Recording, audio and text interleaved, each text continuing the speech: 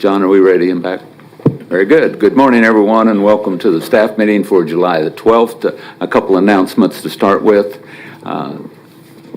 Tomorrow, our board meeting is going to be held here in this room, but it's going to start at 8 a.m. because the commissioners have a number of things that are going to happen later in the day. So if we start at 8 a.m., we do have a hard stop, though, tomorrow at 9:30, so that the commissioners can depart the building and go to the other meetings that we have scheduled. So what that entails is that we have a lot of business items that we have to conduct during the meeting tomorrow, and as a result, we're going to start with some proclamations and so forth, but we're going straight into the business meetings tomorrow. We will not have public comment at the beginning of our meeting. So at 9:30, when we have a hard stop, if we've completed the business, we will go into public comments at the end. If we have not completed the business items, we are going to have a continuation. We're just going to recess the meeting. It won't be a special meeting, but we'll recess the meeting Wednesday. We'll come back into session on Friday at 9 o'clock here in this boardroom, and at that time we'll finish any business items that we have, and at that time we'll be available for public comments. So I just wanted to let everyone know that this week the commission schedule is really stacked up. Also today, we have Billy Williams' funeral that a number of commissioners are going to attend. So we have a hard stop today at 10:30. So if we don't get through everything today, we will carry this forward in a staff meeting next week. But those are some items that are coming up. I also want to have Tanya talk a little bit about the move and let everybody know where we're at in the move over to the Ruffin building. So do you want to start with Tanya? Good morning, Chairman and Commissioners. Last Wednesday, I gave you an update, and so just to follow that, as far as the sixth floor, we have all of the departments in the sixth floor. So that is finance, the county clerk's office, county manager's office, strategic communications, and the commission office. As far as Register of Deeds and the Treasurer's Office, that got pushed out by a month due to construction. So we will move them in the 1st of August. The auditorium, that's going to be pushed out probably, I would say, about October, November, and that has to do with the AV equipment, and that is simply just lead times and getting shipping of the equipment in. And so we're looking at probably October or November to get the auditorium up and running, and that's in the lower level of the Ruffin building to be able to move your commission meetings over. One thing that we're looking at is the large conference room on the 6th floor, being able to set that up for staff meeting and bid board meetings. I talked to the vendor yesterday, and I'm going to meet him here at 11 in that room. He mentioned yesterday that it's going to be about 2 or 3 weeks out to get that equipment. And so I have talked to communications to see if there is any workaround that we can do. And so we're going to try to test that out this week. And so I think there is a possibility of being able to start doing staff meeting and possibly bid board starting next week. We'll do that through the OWL technology, but we do want to test that out this week before we kind of give the thumbs up to say, yes, we can move staff meeting and bid board meeting over there in the Ruffin building. So that's kind of the status of Ruffin building as of right now. So happy to answer any questions that you might have. Very good. If we can get staff meetings so that they're running smoothly, is there a reason that we couldn't start doing the board meetings in that room? Oh, I think you could definitely do board meeting. I think it'd be a little bit compromised with the size of the room, but I think you certainly could do the board meeting. That room's at least the size of this room. I think it may be a little bit smaller, but I think you could certainly do that.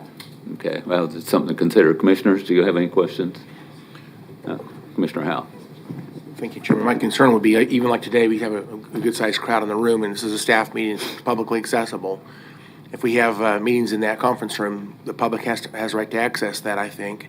It's a very small room, I think, for what we have. On some meetings, it's just not quite large enough. And again, we've always had meetings, staff meetings and that type of thing in our boardroom. I don't know why we wouldn't just consider doing the same thing in the auditorium at the Ruffin building. Why, it seems like it's a much larger space. so the public feels welcome and has plenty of room for them to meet whenever they want to. I mean, I'm okay with using the conference room upstairs, but I just think that size is going to be a problem. So you're saying to do the staff meeting in the auditorium is what Yes. your preference is? I think that's what we've done here, so just following the same precedent, so to speak. Commissioner Cruz. Is there a reason why we couldn't just take all of this stuff and put it in the other building? When we talked to the vendor, this equipment is so old, they were concerned that, I mean, it just wouldn't make it over. That was truly their concern. And this equipment is very old. So we upgraded the equipment when we're moving it over to the auditorium. That is all upgraded equipment. It seems like October, November would be a pretty long time to keep transitioning back and forth. Okay. Okay, well, this is very, very unhandy for our staff, moving back and forth. We've got all the staff that normally would be right in the same building with us that we're bringing over. We got communications coming in early, setting everything up, getting it ready. So I would prefer us figuring out a way that we can have everything in one building again instead of moving back and forth. I can tell you, I am doing my best. Those vendors are hearing from me weekly. And so I will do my best to see what we can do to continue to move those timelines. Okay. Well, there are 105 counties in Sedgwick, in the state of Kansas, and I think 104 don't transmit on KPTS, and they're still holding public meetings. So somehow we got to figure out how that 104 other counties are able to conduct business, and we're struggling to figure out how to do it. Commissioner Howell? On staff meetings, I think it's reasonable for us to record them and post them later. I mean, that's an option. We don't have to do it live necessarily. I think live is great, and it's my preference is to do it live, but if we posted the meetings to Facebook or YouTube after the meeting was complete, I would be okay with that. But there's a very large conference room on the first floor, or the basement floor, next to the WEBA office, that's much larger than our conference room. And if that's available, I've been over there and used that room for a number of meetings I've had in the past, and it's right next to our auditorium, and I'd say it's at least double the size of our conference room.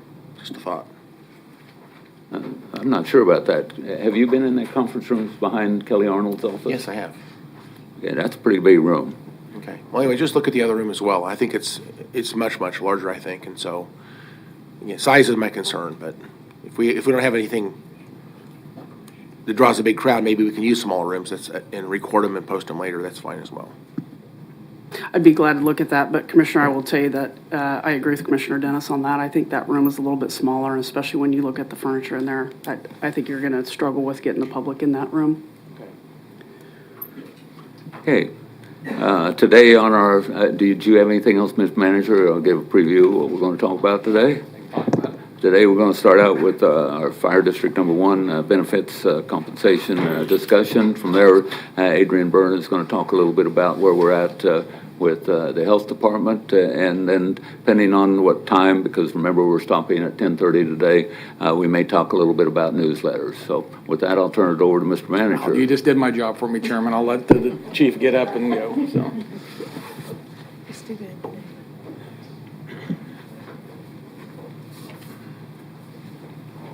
Morning, Chief.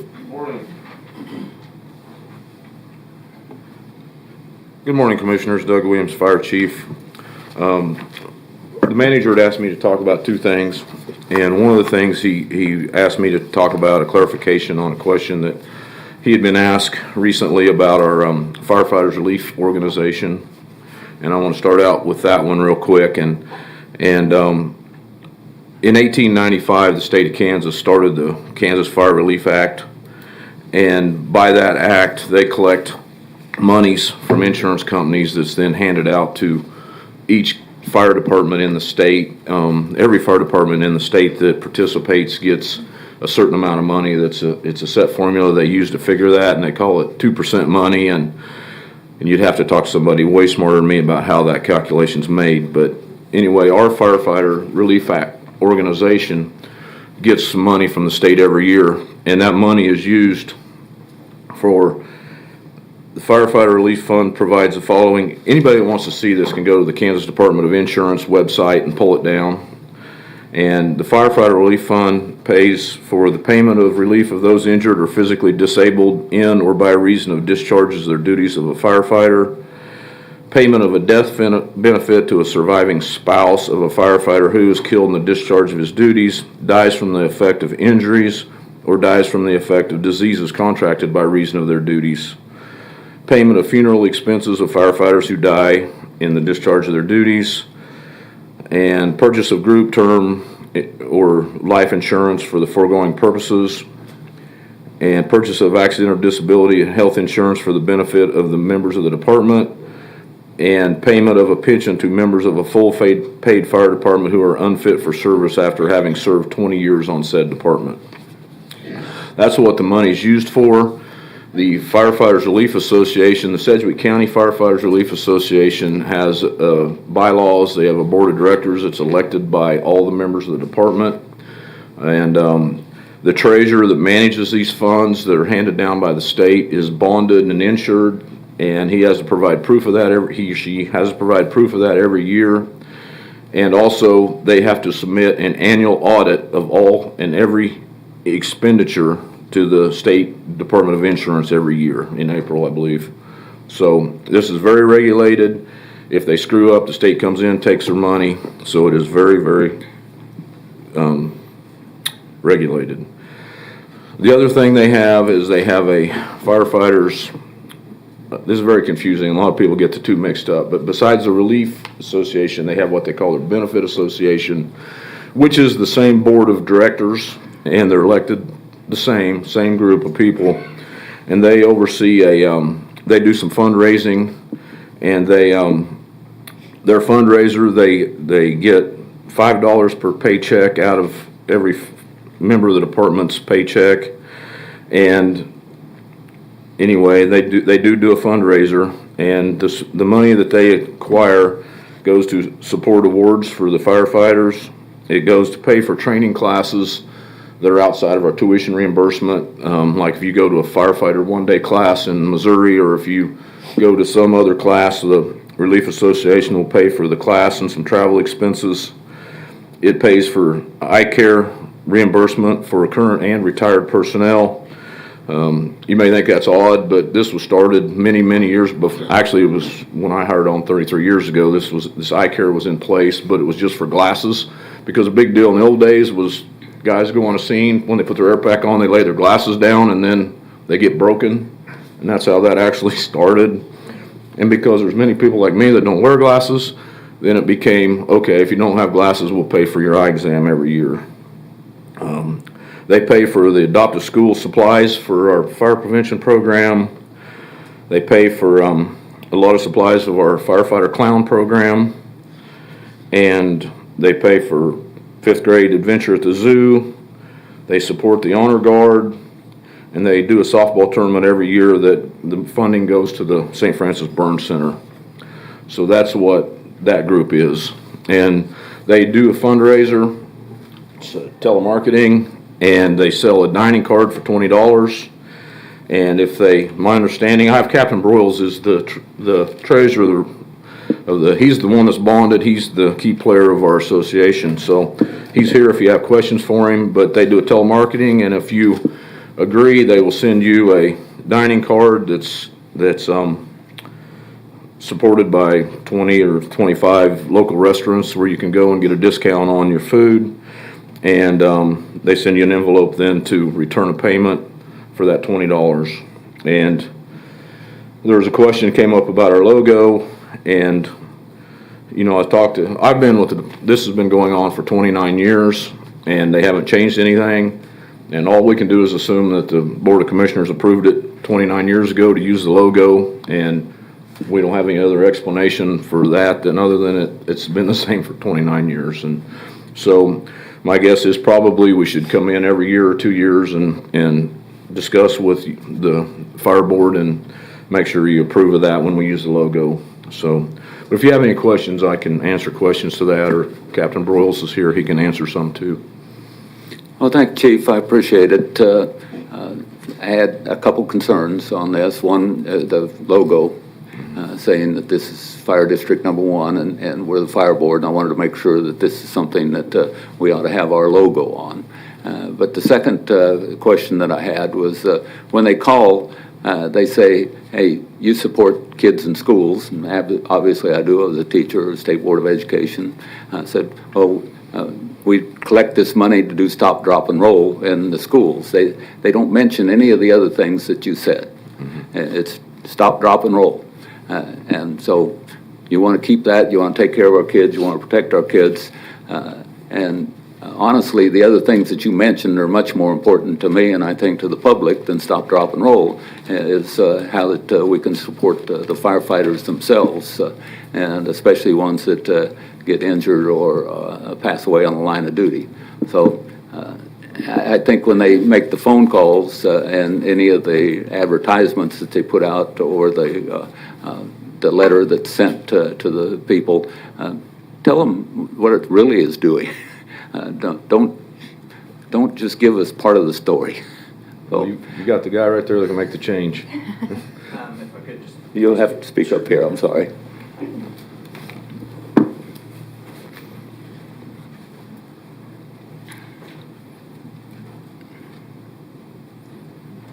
So just to speak to kind of some of the funds that come in from that fundraiser, the larger portion or the lion's share of those funds are spent on public education. We enhance purchasing of public education materials for every fire station. Adopt a School, though popular before COVID, we've had some trouble getting back into the schools, obviously. I hope that picks back up. But we provided materials, T-shirts, most of the stations, most of the crews that participated in that Adopt a School program at the end of the school season would have a cookout and a field trip type day for the kids. Those funds would support that.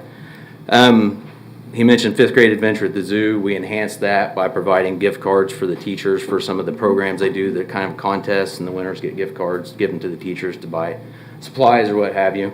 And then various other public education activities. He mentioned the clowns. If those guys have something that would be a quote-unquote budget breaker for their program, then we can help them get that piece of equipment or whatever it may be.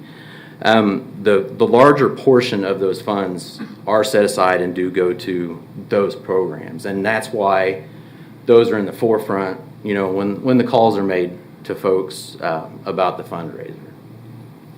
Okay, well, there are a lot of scams out in the world today. Absolutely.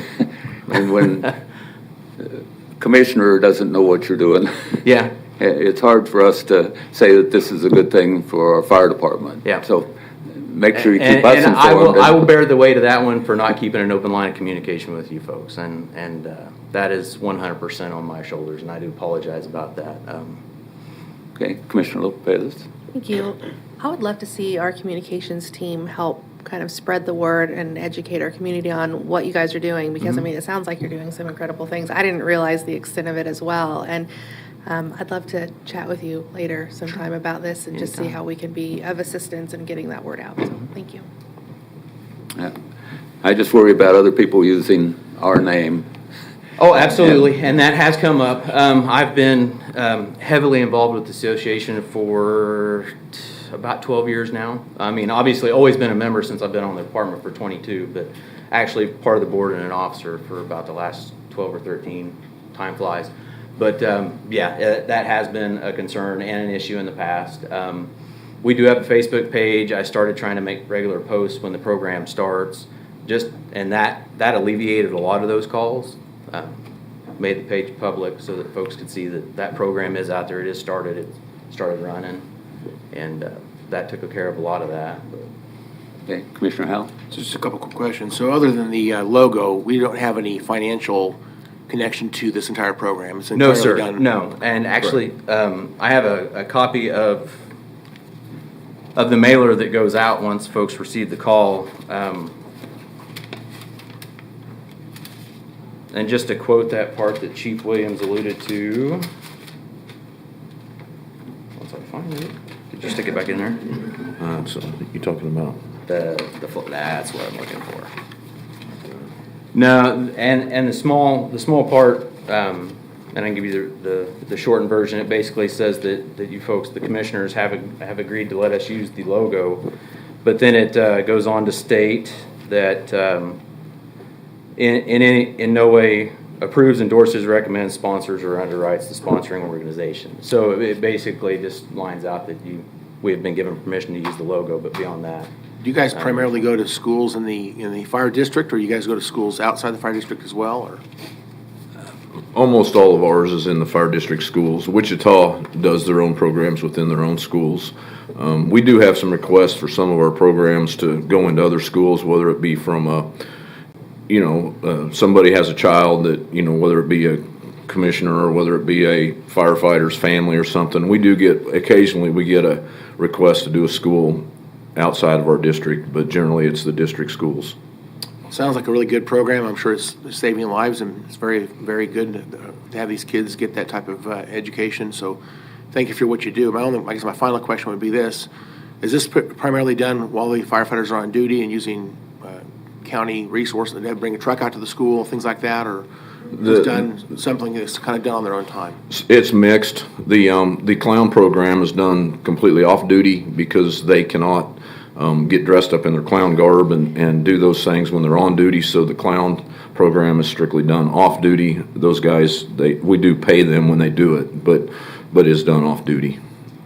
Do they take a fire truck to the school type of thing? It depends on where it is, but they may take a staff vehicle or van or something to transport them to and from a school if they meet up at a certain location. I just want to make sure we're not,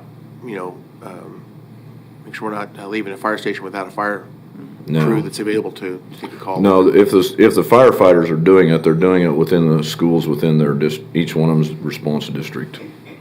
All right. Well, hey, thanks again. I like knowing about the program. Appreciate what you guys do. Thank you. I don't see any other questions on that. Thanks, Chief.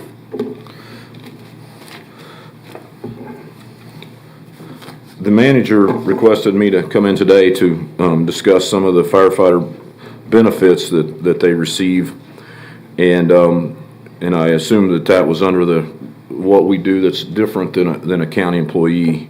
And one of the things that a lot of people are unaware of, because there's a lot of our people and commissioners weren't around at the time, but the fire board at a BOC meeting in December 14th of 2016 made a decision to rescind their PIRA and not negotiate with the bargaining unit any longer.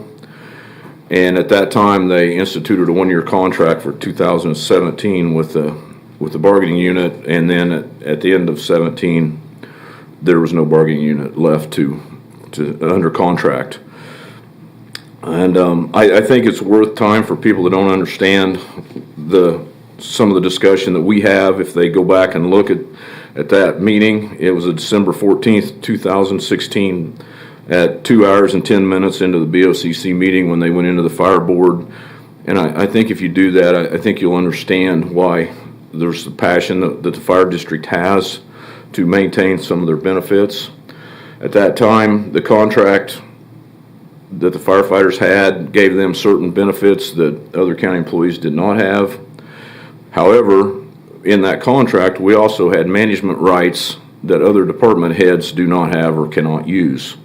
So it was a mixed bag, and the fire chief at that time was given the direction to push all of the policies over from the union contract into fire department policy, and they called that a crosswalk program. And I wasn't the chief at the time, but the chief at the time had a committee that they transferred all those contracted benefits and contracted management rights into into fire department policy, and a lot of them ended up in county policy also. Not all, but most. So that's what I'm here to discuss now, is what some of those look like and why we still have them and what benefit they provide to us or to our firefighters. And so starting, the first thing is the tuition reimbursement I can do that, can I? I was waiting for somebody else to, sorry. Technologically savvy is not my forte. When the contract was dissolved, we had a tuition reimbursement program of $36,000, And when the crosswalk program got put into place, for some reason it went to 20. I don't know why, but that's where it's at. And our firefighters can use tuition reimbursement, and it amounts to $20,000. And 21 members have used this since 2020. In the last 2.5 years, we've had 21 members that have taken benefit of it, all ranks from a firefighter to a division chief. One of the things that we're proud of is that 95% of the members who receive tuition reimbursement are still with our fire district. This is, to me, a growth program, not a train and leave you program. And if you go back further, unfortunately, it wasn't tracked very well prior to when I came in as chief. We didn't track it really. Our previous administrative assistant didn't track it real well. But the best we could do when we went back to look at it is that, with the exception of 2 people in the last 10 years, everybody's still with our fire district. So it is definitely a homegrown tuition program. And the one that retired ended up with some circumstances that actually retired him. He actually retired earlier than expected. It was kind of an unfortunate event. So we really like it from a standpoint as we think it grows our internal candidates for promotion. The next thing that they are very passionate about is injury leave.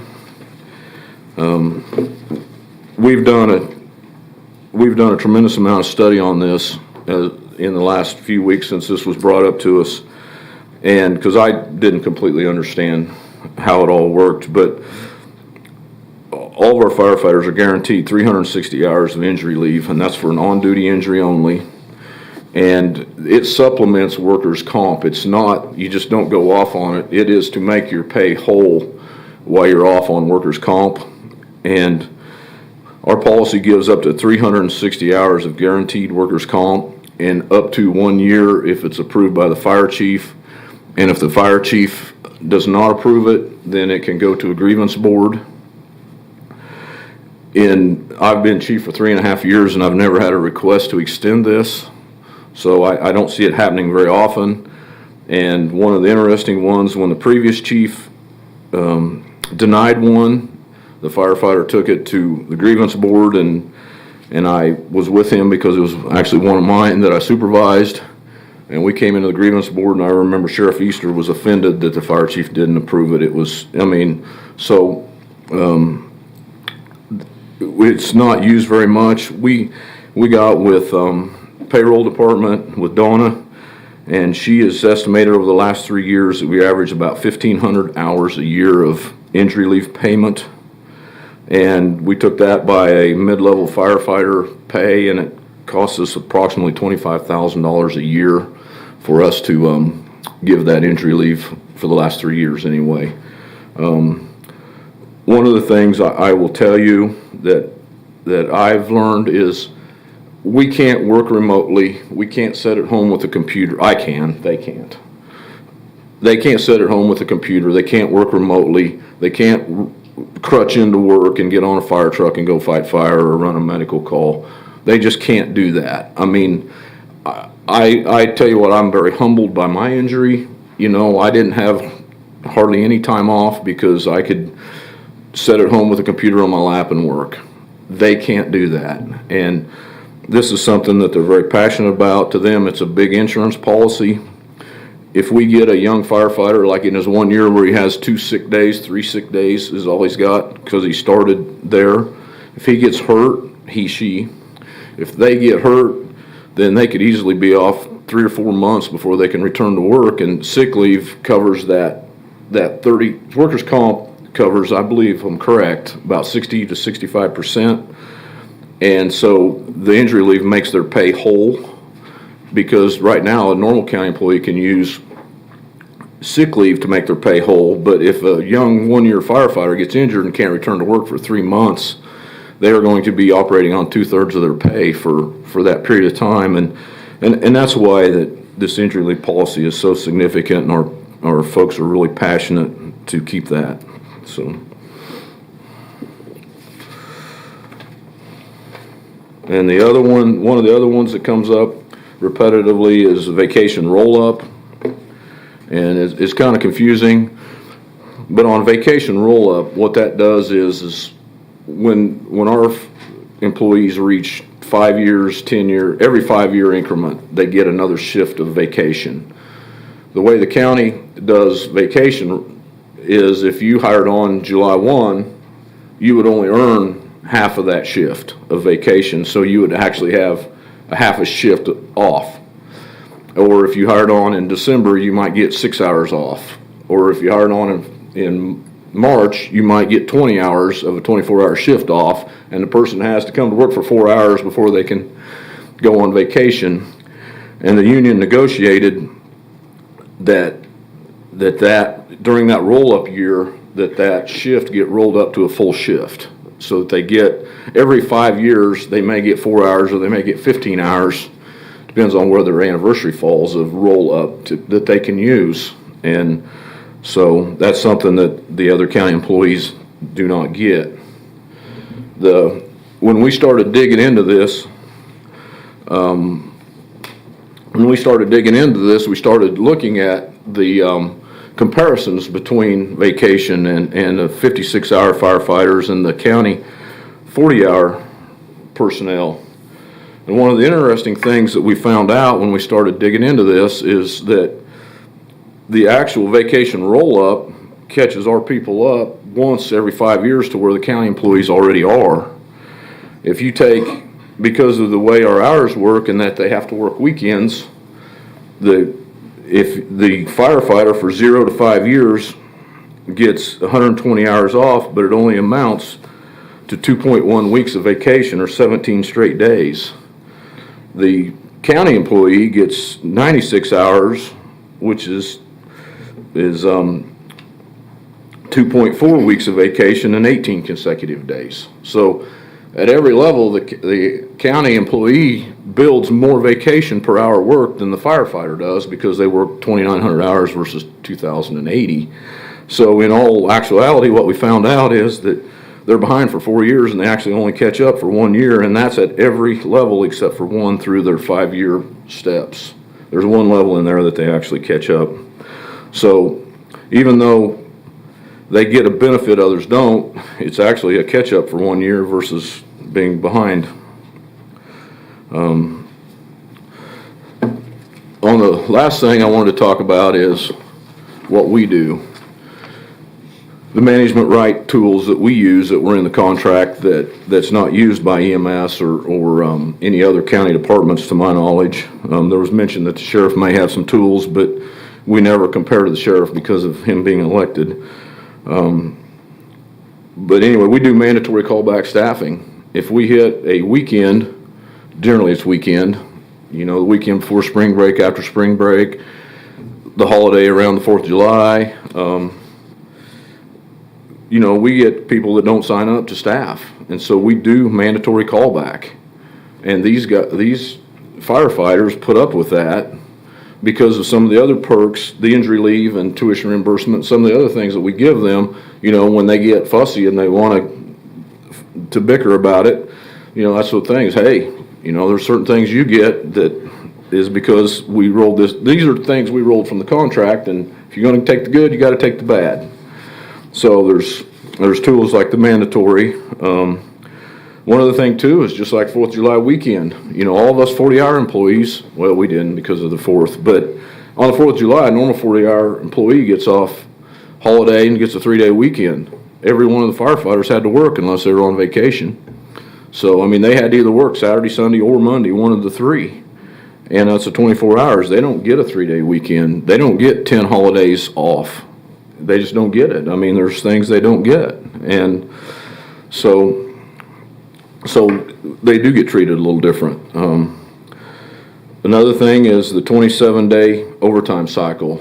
Normal, everybody in the county other than the fire department's on a 14-day overtime cycle and pay cycle, and we're on a 27-day, which affects some of the pay and some of the overtime. We don't give any shift differential pay for them having to work a 24-hour shift. The county policy says that anybody that works between 1,700 and 0,800 can get shift differential pay for those hours, which we figured up it would cost us $204,000 if we had to pay shift differential pay that the other communications, zoo, courthouse, police, facilities that other people get, EMS.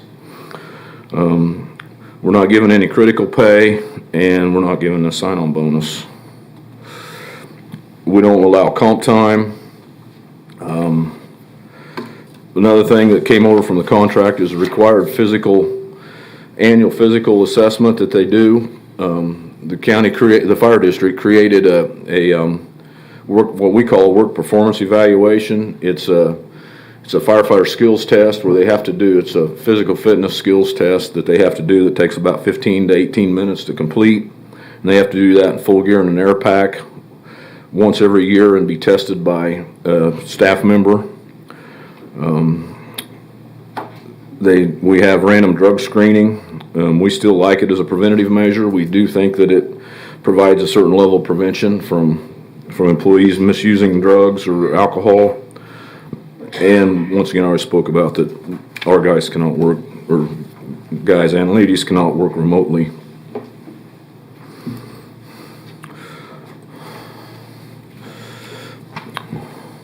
One of the things that we had talked about when we did these benefits is that we started calling around and saying, we can compare to other county departments, but what are our neighbors doing? I mean, we looked at our pay compared to our neighbors. We did comparables for the pay plan, and right now, our starting pay is still setting considerably below our neighboring departments that are our direct competition for our firefighters. And you can see that, of course, Wichita's in contract negotiation right now, and theirs is going to go up. But even with our new pay plan step, we're still looking at not being caught up to some of our neighbors. But what we did when we started looking at the benefits to our neighbors in total compensation, every one of our neighbors has equal or better personal benefits than the one that we just talked about. They all have injury leave. They all but us pay for advanced EMT or paramedic pay. The vacation hours are greater. Every one of them gives some form of personal days, whether they be Kelly days or I think Newton calls them something different. They call them I don't remember what Newton calls them. They have a different name for them, but it's the same thing as a Kelly day. And Topeka, everybody gives those personal days off as well as more vacation than what we give at every level. So that's some of the pay benefits. And that's it. Okay, Mr. Manager? Chief, thank you. Commissioners, the reason I wanted the chief to come in was for a couple reasons. First of all, to give a little bit of a history lesson on what happened in 2016 and 2017, because Commissioner Howell is the only setting commissioner from that time period. So I wanted the commission to understand what happened. And the fact, and I don't know if Doug mentioned or not, but there was a commitment from the commission for the fire district to maintain these benefits moving forward. There was never an intent to remove them. So I just wanted the chief to remind this current commission of that situation. And also, 24/7 public safety is a different kind of animal. And what the chief has presented today is very consistent with other fire departments, police departments to some degree. The injury leave situation, fire has such a unique hourly work shift that their vacation rollover and some of the other things that the chief talked about, which are more complex, are very consistent with what other fire departments in this region and across the country utilize. So I think they make sense. I wanted him to have a chance to talk about it. And I wanted him to clear up the benefit fund component. Police departments and some EMS also have similar benefit fund kinds of components, almost a nonprofit kind of status to further benefit the members. So I appreciate chiefs coming in today and briefing commission, and we'd be glad to answer, or chief would be glad to answer any questions. Okay, thank you. Questions from the commissioner? I always have questions. Commissioner Howell? Well, first of all, thank you. I appreciate the great reminder of some of these things are very different, and I appreciate the reminder. So thank you for being here and sharing that. some of the things that we talked about, I'm trying to figure out if you're advocating for some of the benefits to stay or be enhanced differently in lieu of pay enhancements. You're asking for. I'm trying to figure out if you're saying very few people use the tuition reimbursement, for example. Are you advocating that money would be poured back into salary? I'm trying to understand your perspective on this. Our tuition reimbursement is used up every year. Right. So, no, I'm not advocating for that. We figured that out. If we turned it into pay, it would amount to $5 a paycheck. Okay. So And I think we set the amount of money that's going to be expended for tuition reimbursement each year as a line item in the budget. We can make that any number we want it to be. And of course, that competes again, because fire district's a second set of documents.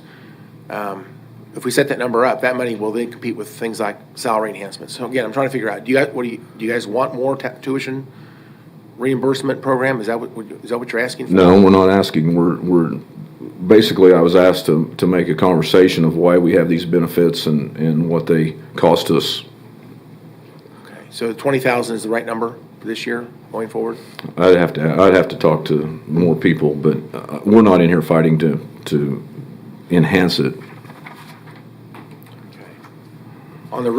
Actually, it seems to work out because I don't think we get a lot of extra requests beyond that. Have you guys seen that? No, that's very consistent for the last 3 years. We're using it, but we're really not turning people down either. So it seems to be a happy medium. You talked about the young firefighter that might get injured, and you said 2/3 of their pay. Is that the workman's comp? Correct. Okay, so that's after 7 days. So the first 7 days, they have to cover that with Injury sick leave. Their injury leave would cover, the injury leave program we have covers them for their first 7 days. Okay, so- If we took it away, then they would have a problem with whether they had sick leave or not. Okay. And again, I've been an advocate for the county to look more at as a benefit to employees, a long-term disability and short-term disability insurance program. I don't think we're there yet, but I think that's something a lot of companies do offer. I don't know if other fire departments offer that as an option or not, but again, if it's a injury on the job, workman's comp might be an option. But if it's an injury that's off the job, then that's not even going to be that doesn't help you either. So, Correct. The long-term and short-term disability programs are for any injury that happens, no matter what the place and time of the injury was. So again, I think that I'm still being an advocate for those programs. I think that's something we got to continue to take a look at. But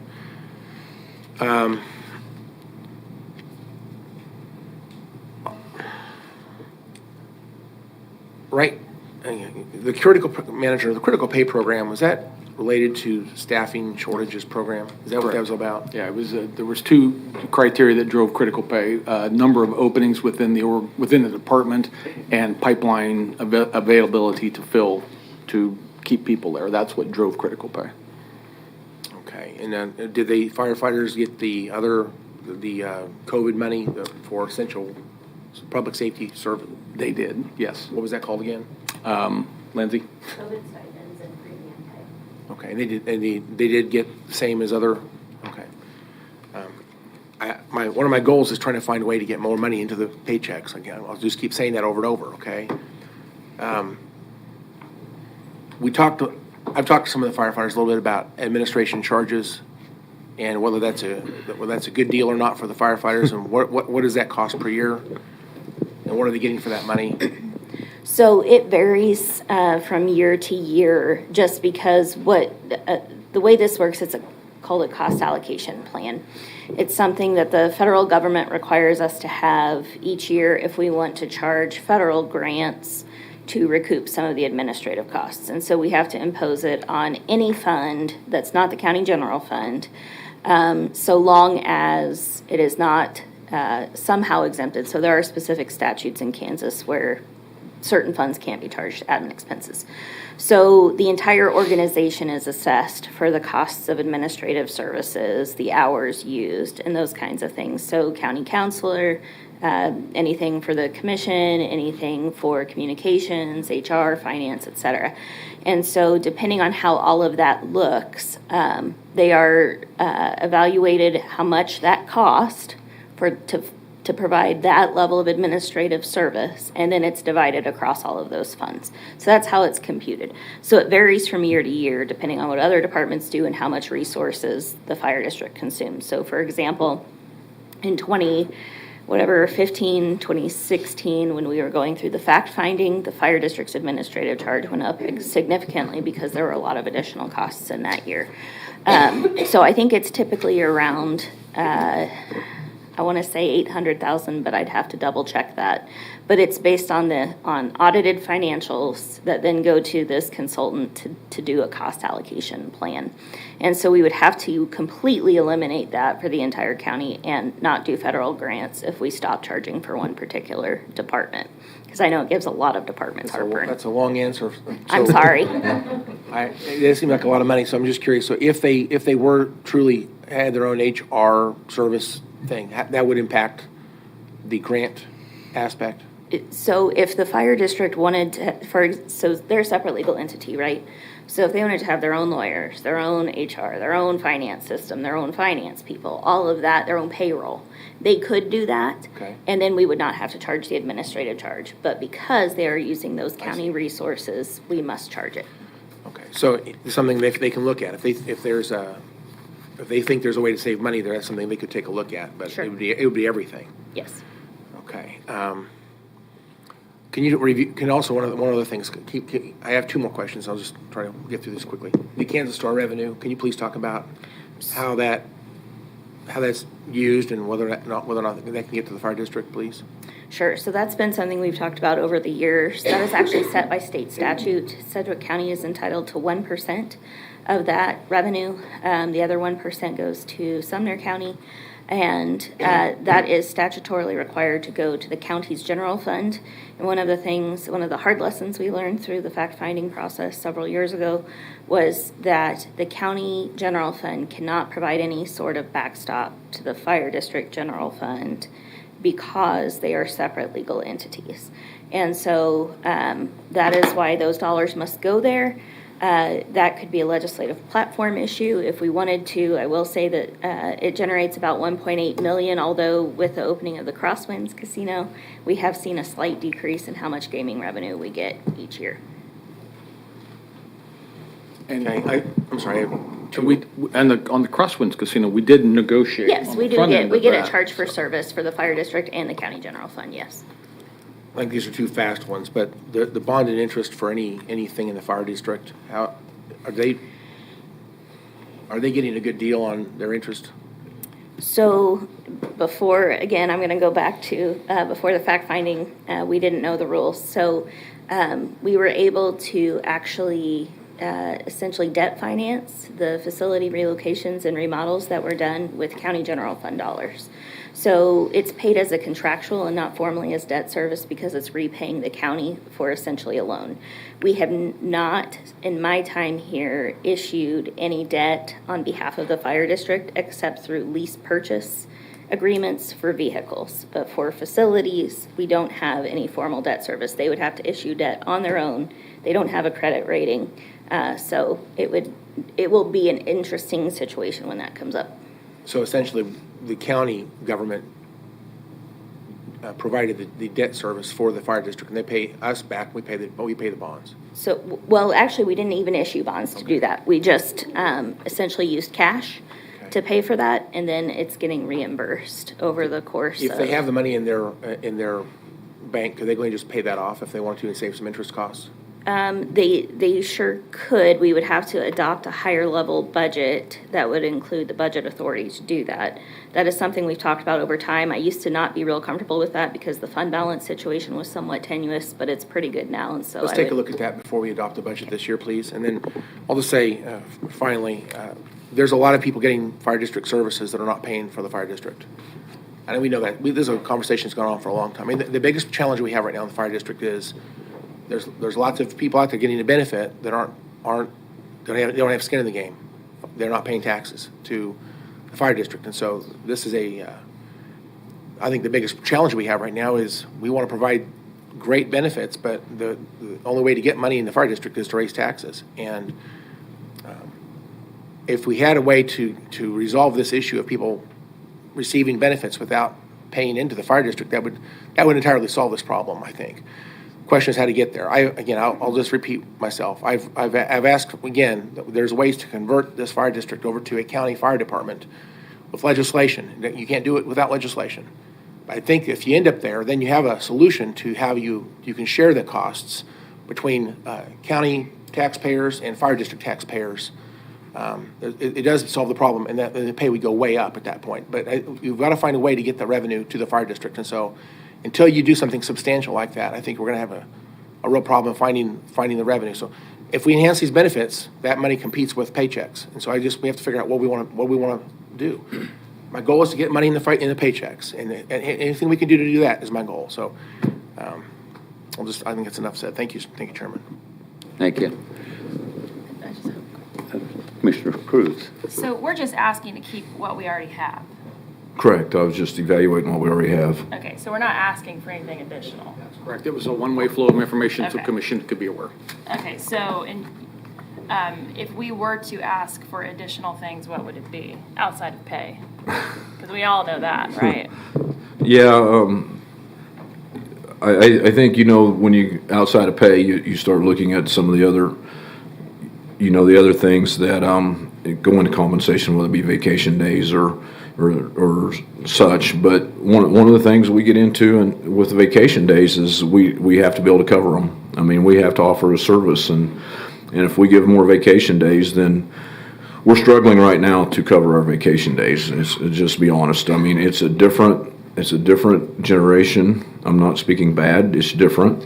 They have more leave because of family leave and maternity leave and paternity leave and sick family and sick kids and that it has changed the dynamic of our staffing complexity. A lot of the firemen today work at home. Their wives have great jobs. The ladies, their husbands work somewhere. And, they stay home with their kids on their days off. They don't want to work that extra shift or those extra shifts occasionally. So our volunteerism for callback staffing's down as well as our leaves are up. And it's not abuse, it's just fact. It's a different generation. I mean, and so anytime that we look at I'd love to see them get Kelly days and other vacation, but once again, we would have to hire employees to cover those vacancies. And with our budget right now, I think the guys would rather see pay.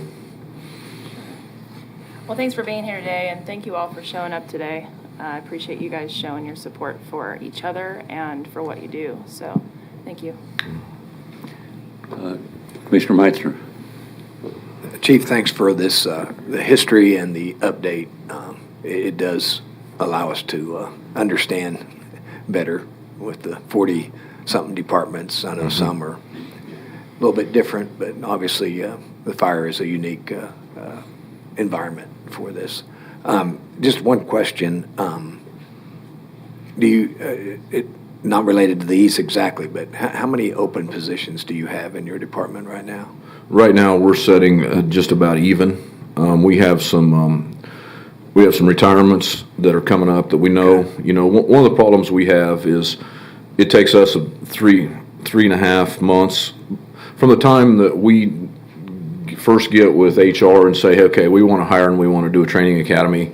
Right. You go through a process of application, you go through a process of interviews, physicals, and all those things, and it takes 2 months before we contact HR and say, hey, we're ready to hire, and that class starts their first day, and then you got a class that takes 12 to 14 weeks to kick out after that. So it takes us 5 months from the time we start till when we finish. Well, we know right now that we have three folks retiring in December, and we know that we have a high level of suspicion that we have a couple individuals that are looking in other areas, one in another department and one outside the fire service. So right now we see a need for 5 to 6 positions, and one of the things that we've asked the manager and assistant manager leads since I've been here is we try to hire 3 up every time, and the reason we do that is because generally by the time you go through 5 to 6 months of hiring process, somebody else has left,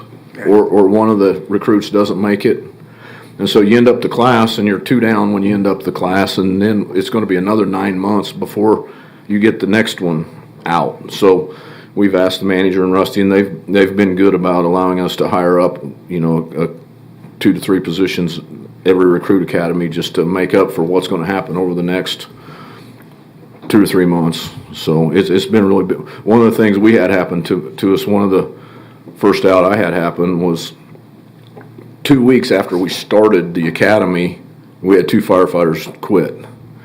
Well, they quit in October. I can't replace them till next June. So we're going through all 9 months almost before, with 2 vacancies that, once again, we have to fill every day because, we run minimum staffing levels, and if those are vacant, then we have to do callback staffing to fill them. So, which is, again, hard to do with the mandatory. So. Yeah, you can't just hire them and have them show up that No, next day. I wish we could. No, but I appreciate, we've all been challenged by a number of the departments that are way, a lot of vacancies. So thank you, either leadership or thank you, team, for whatever it is that you're still showing up, and the pressure of vacancies that we're feeling in a lot of departments. It's a little bit comforting to know that what you do is protecting the public is huge, and if you're all there. So thank you for everything, and thanks for that explanation. Thanks, man. Well, thank you, Chief. Did you have something else? It's not a surprise to you that I'm concerned about the number of people that get services from Fire District Number 1 that don't pay anything at all for Fire District Number 1. And that dries up the mill levy for all of those that are paying for the services. And I appreciate that a lot of people are getting services that they're paying for, but I don't appreciate that we are providing free services to an awful lot of folks throughout the county. A couple of years ago, when you were hired as chief, we had a hard decision. We said, are we going to hire Doug Williams or are we going to hire Brad Crisp? And at that point in time, I was on the commission, and I said, let's hire them both and see if we can get one of them to start working on consolidation in different areas and try and work through all of these mutual aid agreements where the people are getting free services. I guess I'm frustrated still today that we're still in the same position we were at back when we hired Brad Crisp and you as the leader of this organization to find ways that we can eliminate or greatly reduce the number of people that are not paying for your services. And you do a great job. We have a professional fire department, and I appreciate what every fireman and woman does for our county, but we cannot continue to provide free services. I talked to the manager for Mays, and he was questioning whether or not that they ought to pull out of Fire District Number 1. And what would happen is that you all need to update your resumes if that happens, because if we lost Mays, it's a house of cards. The rest of the Fire District Number 1 is going to follow right behind. So we can't have that happen. So we have to look for efficiencies, and we have to look at ways that we stop providing free services. So I'm going to stay on that bandwagon as long as I'm a commissioner. And I appreciate what everybody does, but we can't do it for free. What is the exact dollar amount of these free services that we're offering? If we're talking about the automatic and mutual aid agreements into some of the areas covered by the volunteer fire departments, we would have to give you a report on how many calls we run into each one of those areas. One of the struggles we've had, and we've tried to correct it, and I'd have to pull the data again, is when we first did this, our firehouse software is crap. I mean, it's 20 years old, and everything we get out of it's almost manual. But there's some reports we get from the CAD system, and one of the problems we faced was when they programmed that, take Nenaskaw Township with Clearwater, for example, they were only counting, CAD was only counting the calls within the city limits of Clearwater. they weren't counting our responses into Nenasko County, which is Nenasko Township, which is part of Clearwater's response district. And it was the same thing with Colwich and Union Township, and so it was very difficult for us to come up with the data of how many calls we're making into those areas because of the way CAD was splitting it out. Now, we've asked Chris with IT on the Webby stuff to break that out for us, and we'll see how that looks when we get that broke out. Yeah, it would be nice to see the exact dollar amount, just so that we know kind of what we're up against. We did a computation 3 or 4 years ago where we computed if everyone who is in unincorporated county, not Wichita, not Derby, if everybody would pay into the fire district who should be paying into the fire district, what that would do to the mill levy and how operationally that would look. And we can resurrect that number. But there's that, and Chief knows this better than I do. There's a number of volunteer departments around the community, and that's where the rub happens. Because some pay into a mill levy to their township, which flows to their fire department, but and even that's just a few mills to the fire service. But we do have that computation of what that would mean to the greater county. We could bring that back up. We have to speak to that, and some of Commissioner Howell's comment earlier. We are working on the plan right now that the commissioners talked about on the countywide fire department. We've worked on that. We have it really close. I kicked it the last. We're on about the third revision because there's some concerns that we've had, and we're verifying that our accuracy's right. But we've spent a tremendous amount of time breaking down mill levies for the individual volunteer agencies and the original, and every fire department in the county we've broke down to figure out what their costs are. We're an easy beast to figure out because we're a standalone budget with a standalone mill levy, and it's easy to tell what we cost. It's much harder when you start working with many of these cities that they build a fire station once every 20 years, and they build it out of capital outlay that you can't find, and they buy fire trucks in different methods that you can't track, and they may pay out of a insurance fund and not out of their fire budget, and we spend a tremendous amount of time trying to track the costs because there's not a fire department besides us in this county that has a standalone fire budget that accounts for capital assets, personnel benefits, workers' comp, insurance.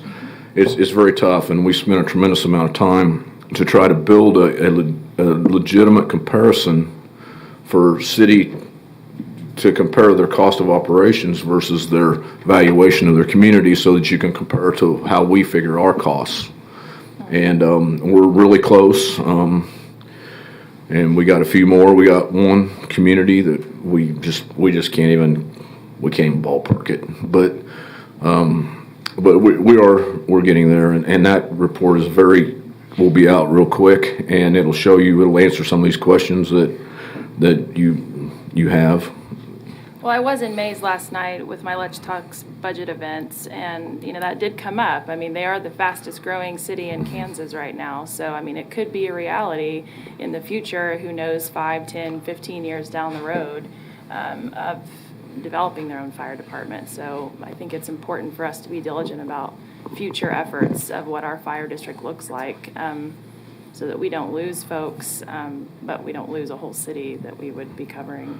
Well, one of the things that I think does play in our favor, and we communicate with Mr. LeMunion out in Mays, and one of the things that I do think works in our benefit with Mays and Goddard and Hayesville and the others is, we have a station that's sitting there in their community, and our personnel costs in that building alone are more than they pay in their mill levy equivalent. And I'm not making excuses, but I think the key for us is Mays grows, as Goddard grows, as Park City grows. We're not going to have to build more fire stations or hire more people to cover those areas unless they're just goes nuts. But, Mays can grow quite a bit, Park City can grow quite a bit, and we're not going to have to raise our mill levy to cover them because as they grow and they bring more into us, then that gives you the opportunity. in my opinion, in the future, in 5 years from now, to start bringing that, over the course of time, bring that mill levy down and make everything more attractive for them to not get out. Thanks. Okay. Anything else? Don't see anything. Thanks, Chief. Appreciate it. Thanks for everybody being here. We'll flip PowerPoints and have Adrian start talking about health. I'll just mention the time is 10:05. Yeah. So we have And 25 remember, minutes. we're going to break at 10:30 today, so. Adrian?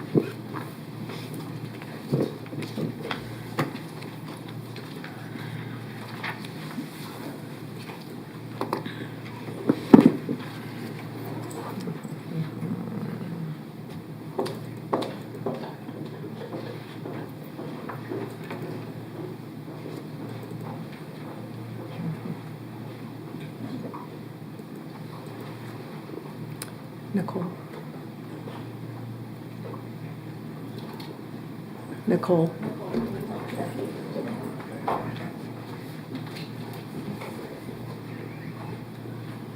Is it? Okay.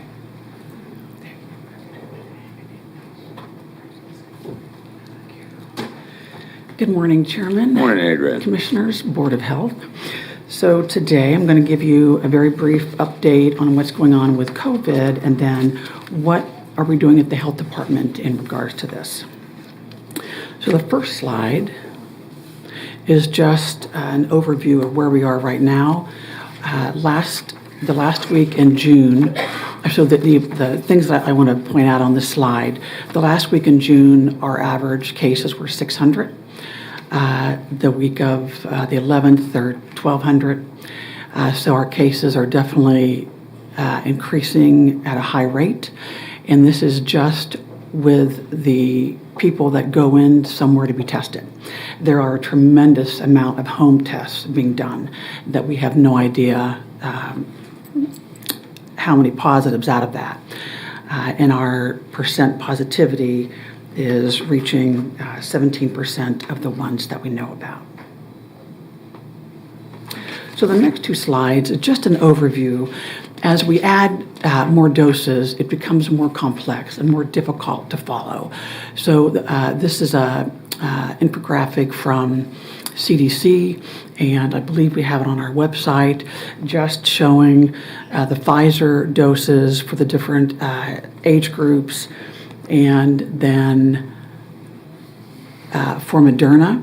And what is not on these slides is if someone is immunocompromised, that would be another slide. But if someone is immunocompromised, it adds another dose in the primary series.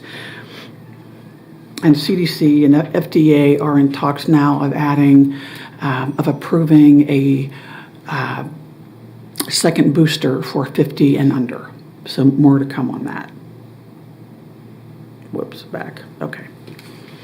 So this slide is a picture of ARPA funding and KDHE funding. We began to receive state funding in 2021 for the pandemic response, totaling $5.1 million, and the ARPA is a revised number because we have warehoused. I'll get to the next slide. We'll go in more to the information, but we have warehoused positions. We were approved for a number of positions, like 104, and we have warehoused at least 17 of those positions and haven't filled a good 25 of those.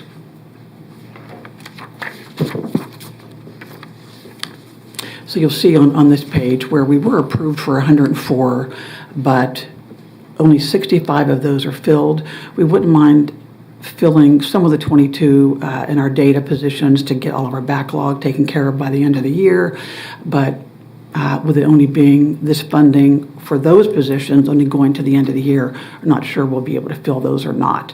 So at this point, we are not going to be needing a good 2.8 million of what we were allotted.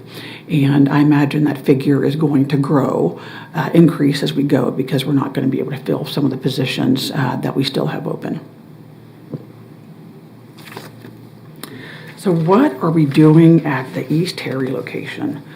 We were doing our mass testing there, and our lease expires at the end of August, and we will be moving out at that time. We currently have 44 people housed there, the 29 vaccine data entry staff and quality assurance staff.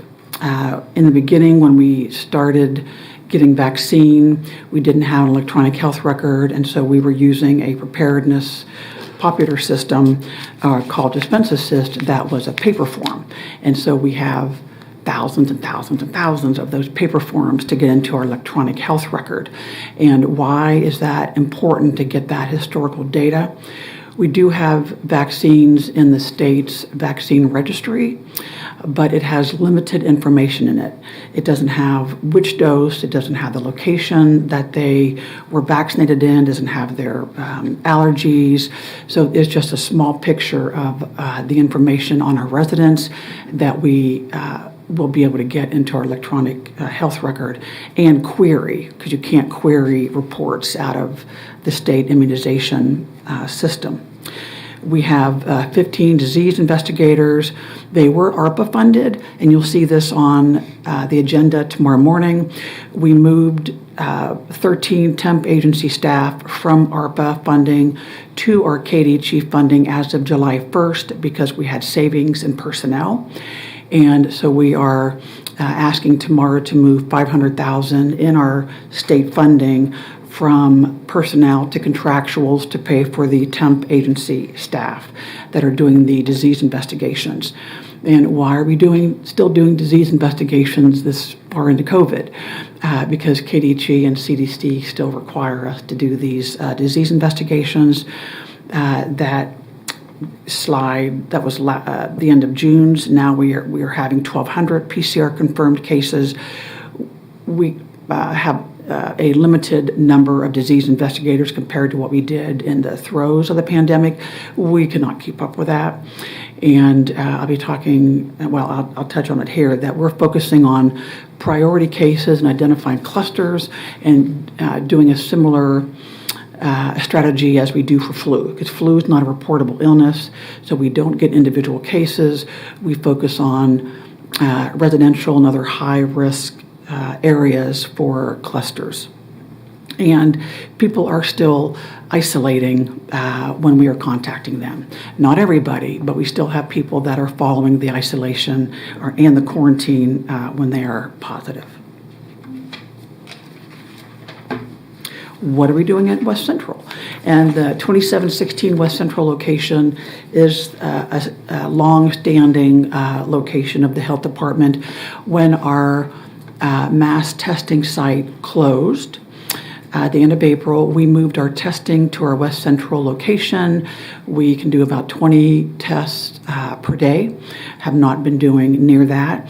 Total tests from May through July 11th is 285. 66% of the people who tested positive were symptomatic, and 52 of all people tested were symptomatic. So, I mean, there were people that were coming in ill that didn't have COVID, but it just shows you how many people are still coming in ill. And last week, we added this last night, 81% of the people tested were symptomatic. So there are symptomatic ill people. And then 32% of the people tested were positive. There is one county COVID staff that is sampling patients among other duties since she's not full-time with this. Testing is performed in-house, and this is through KDHE funding. The other thing we're doing at West Central, when our mass vaccine clinic closed at the end of April, we moved our vaccinations to West Central. And I will say with our testing, we are focusing on those we traditionally serve, and that is the uninsured and kids 18 and under on state-funded insurance. With COVID vaccine, our agreement with CDC and the state is to provide vaccine to not deny anyone vaccine. And so anyone can contact our 2716 West Central location at 660-7300 and schedule an appointment.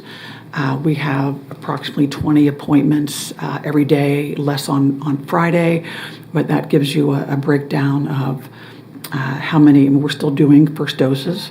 And there's no additional funding that is going into this. We have incorporated it into our vaccination schedule. So mobile and incentive clinics. Since March 21st, we've done 612 mobile and partner clinics. And a breakdown of doses there. We've done approximately over 20,000 doses through mobile and partner clinics. And since we started incentive clinics in October 21, we have vaccinated almost 4,000 people. So that continues to be successful. So next steps.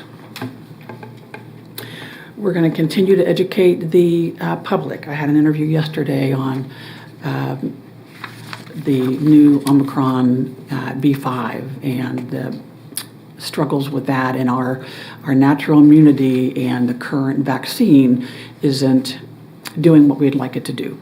And so the manufacturers are working on their vaccine. We'll see where they are with that, but as time goes, we'll continue our mobile vaccine clinics. They will not go beyond the end of this year. If we continue to see success, then we will continue having them. If not, we will stop our mobile clinics. This Saturday, we're having a tender age vaccine clinic. The tender age is what they're calling the 6 months through 4 years of age vaccine. We thought more pediatricians and family docs might be providing that, but they are not. There are some, but few. The pharmacies are limited on the age that they can provide vaccine to, so they are 3 and up. And then Take Care Clinic at Dillon, since they have providers, can, but they're just doing 12 months and up, so they're not doing this 6 month. So we decided to go ahead and do a clinic just for, there's no one we're going to vaccinate above 4 years of age. So just 6 months and 4 years of age, since there is a need in our community to offer that service. And if we fill all of our appointments, then we'll look at offering another one of those so that those young children can be vaccinated.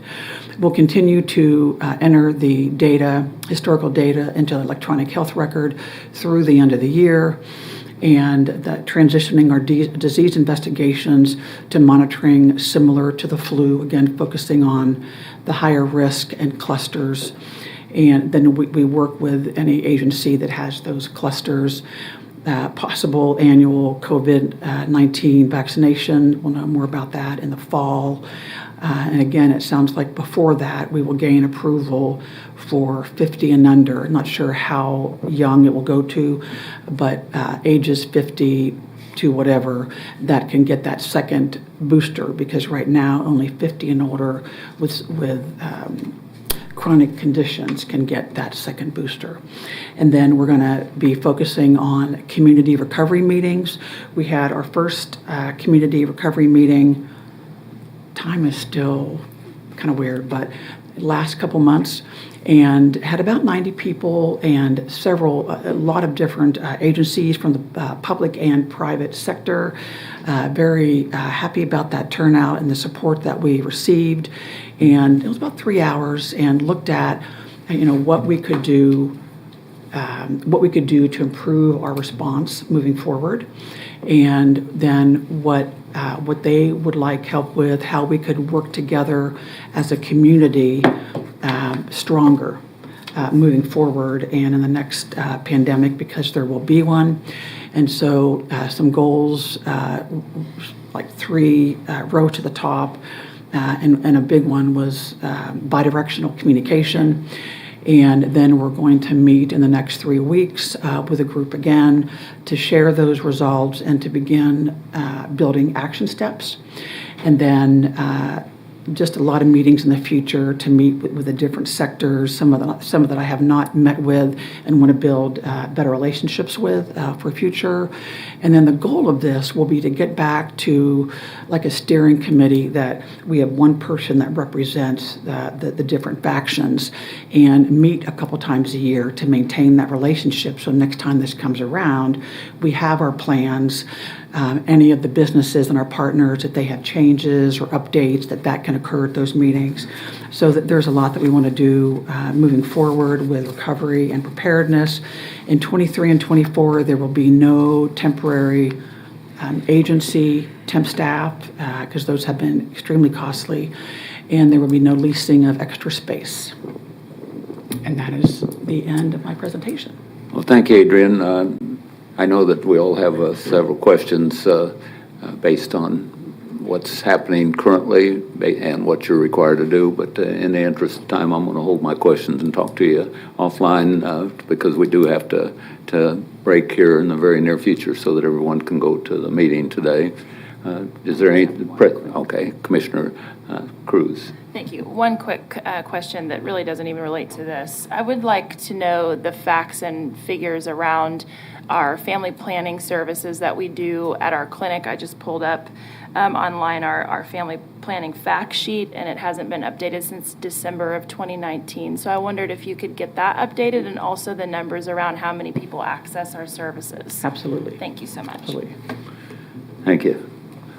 Just one quick one, if you can answer now. Commissioner Howell. Can you get us the status of, or are you tracking the vaccine status of those that are contracting COVID-19 today? I mean, do we have data that says whether they have been vaccinated or not? And are you collecting that data? When they will provide that data to us, yes. There are a lot of people that don't want to provide any data, but when they will provide information, yes. And we have everyone in our system that we have vaccinated, so I mean, we can crosswalk that. So to those that will provide the data, can we get some data to the commissioners on that information, please? On those that have COVID, Those how who are willing to many answer the question, how many of them have been vaccinated? What's their vaccine status? fully vaccinated, which would be a booster? One shot, two shot? I mean, what's their Okay. status? Let's Okay. tell you that. Thank you. Okay, will do.